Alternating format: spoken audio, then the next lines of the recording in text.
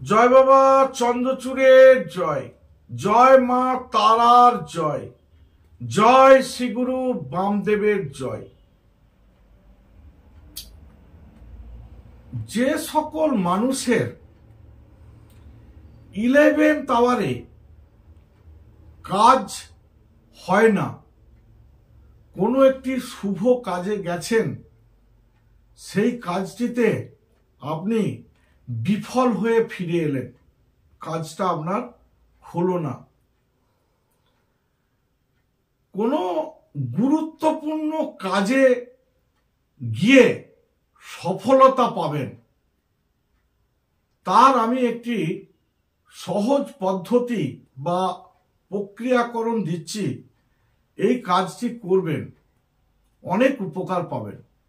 যেমন ধরুন, ইন্টারভিউ দিতে যাচ্ছেন, সেখানে যারা আধিকারিকরা আছেন তাদের খুব সহজেই মন জয় করবেন কিভাবে। কোথাও দেখাশোনায় গেছেন, আপনাদের পছন্দ হয়েছে, সেই জায়গাটায় বিয়েটা লাগবে কিভাবে। এই রকম গুরুত্বপূর্ণ কাজ, যেমন ধরুন কোনো একটা কাগজ নিয়ে কোনো একটা অফিসে গেছেন, অফিসারের সই করাতে হবে। খুব সহজেই কিভাবে সেই অফিসার সই করে দেবেন, এই কাজটি করে তারপরে যাবেন, দেখবেন অতি অবশ্যই সফলতা পাবেন। এবারে কাজটা কি করবেন সেটা বলি। বৃহস্পতিবার দিন সকালে উঠে স্নান সেরে শুদ্ধ জামা কাপড় পরে তুলসী গাছ থেকে 3টি তুলসী মঞ্জুরি তুলবেন।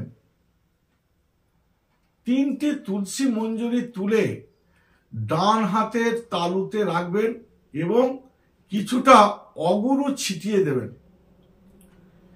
দিয়ে যেখানে আপনার ঠাকুর পাতা আছে বা যেখানে আপনারা পুজো অর্চনা করেন, সেই জায়গায় পূব দিকে মুখ করে কম্বল আসন নিয়ে বসবেন।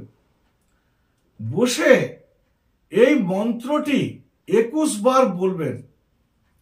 ওই তুলসী মঞ্জুরিটার দিকে তাকাবেন, একবার মন্ত্র বলবেন, একবার ফু দেবেন, একবার মন্ত্র বলবেন, একবার ফু দেবেন। 21 বার মন্ত্রটি বলবেন।